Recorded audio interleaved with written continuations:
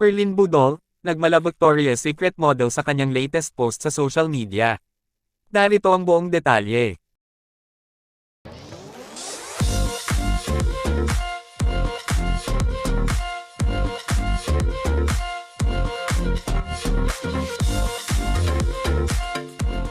Kinagiliwan nga ng mga netizens ang latest post ng kapuso star at magandang dilag lead actress na si Herly Nicole Budol sa kanyang social media account na tila bang isang Victoria's Secret model. At ayon nga sa caption ng post ni Miss Herly na, ay, Victoria's Secret ang atake ng magandang dilag mamaya.